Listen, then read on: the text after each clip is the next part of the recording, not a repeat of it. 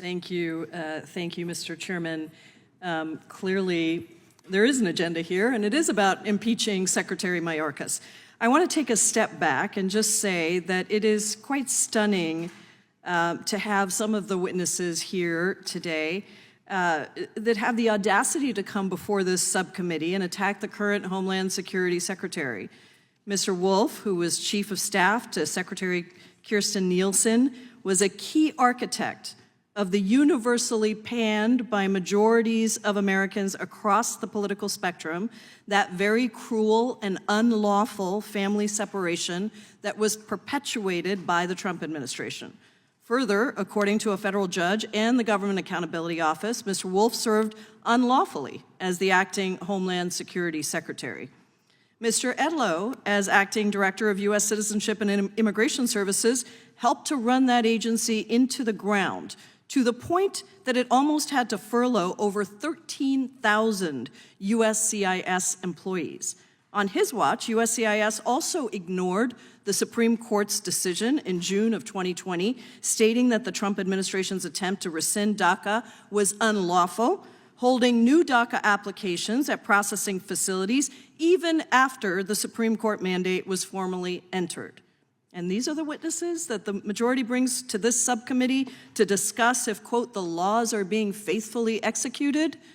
Forgive my skepticism, or more bluntly, give me a break. Mr. Reichlin-Melnick, let me turn to you. I want to discuss mandatory detention.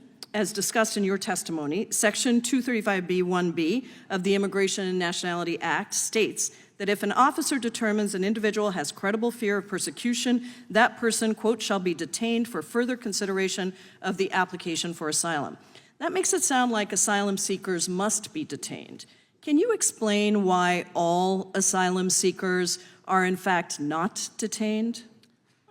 Thank you, Congresswoman. I think the main reason is resource-based. But there's both resource and legal authorities, I should note. But the biggest issue here is resources. For example, if 50,000 asylum seekers show up at the border in any given month, and every one of them asks for protection, there are not 50,000 detention beds. Even in 2019, when detention was at its highest, there were 55,000 detention beds, and that year, 891,000 people were encountered by the Border Patrol. And if even half of those were seeking asylum, it would not have been physically possible to detain all of them, which is why, under the Trump administration, hundreds of thousands of asylum seekers were released straight to court without going through the credible fear process. So this is, at the end of the day, it is a resource issue, and I will also note it is a legal issue because there are always exceptions to mandatory detention because Congress, generally speaking, can't force the executive to enforce the law in certain circumstances where that is literally impossible. Has any administration, Democratic, Republican, ever been able to detain every single individual as required by the section of the Immigration and Nationality Act? No, and in fact, when Congress first passed that provision in 1996, there were actually fewer than 10,000 detention beds. And this is at a time when there were routinely 1.6 to 1.7 million Border Patrol apprehensions a year. So it was not possible when Congress passed the law. It's not been possible any time over the last 27 years, and it's still not possible today. And it's correct, isn't it, that even at our highest levels of detention under the Trump administration, it was never close? That's right. In 2019, the Trump administration maxed out detention beds, about 55,000 in August 2019.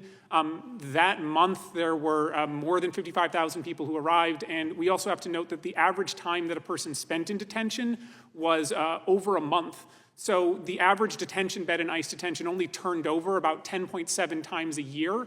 So there was a max capacity that they could hold, even at 55,000 beds, of less than 500,000, and that year about 900,000 people showed up. So that's why the Trump administration, in fact, released hundreds of thousands of people. So that's a lot of numbers. Let me just ask you bluntly, many of my colleagues on the other side of the aisle like to claim the Trump administration ended what they call catch and release and detained all asylum seekers or sent them back to Mexico. Let me just ask you again, is that accurate? And just a simple yes or no answer is fine. And if not, you've already given us some of the reasons, but is that accurate?